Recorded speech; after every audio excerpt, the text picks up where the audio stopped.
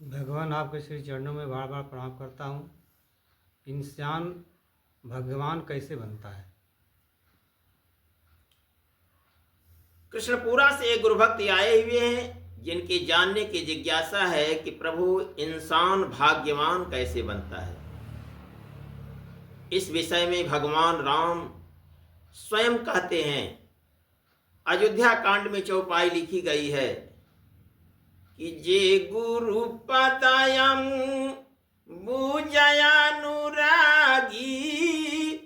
अते लोग कहूँ बे दहु बड़ भागी। यानी जो लोग अपने गुरु महाराज के श्री चरणों के अनुरागी हैं, यानी कमलवत रूपी चरणों में अनुराग करते हैं, वे लोग लोक में भी वेद में भी अर्थात लौकिक दृष्टि से और पारलौकिक दृष्टि से भी बड़े भाग्यवान कहे जाते हैं। यानी जीवित सद्गुरु ही बोलते चालते ब्रह्म हैं। उनकी शरण ग्रहण करने से अर्थात उनके चरणों में झुकने से ही सत्य के द्वार खुल जाते हैं। यानी अतीत के सद्गुरुओं से हमारा परमार्थ पथ प्रकाशित नहीं हो सकता।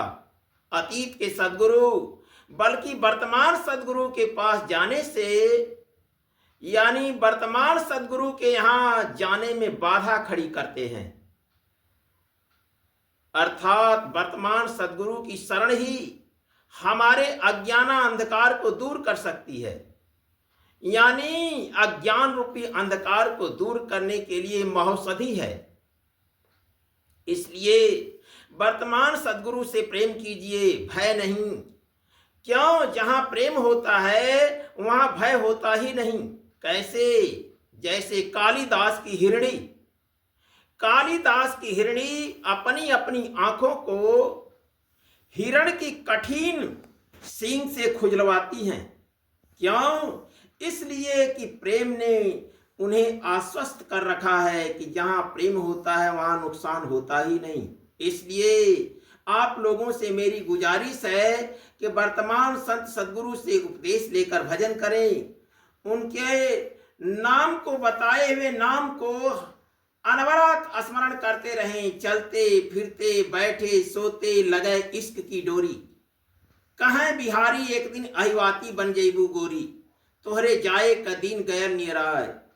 जैसा कि भीखा साहब कहते हैं कि उठत बैठत सोवत उताने, और जब देखा तब वही दुकाने।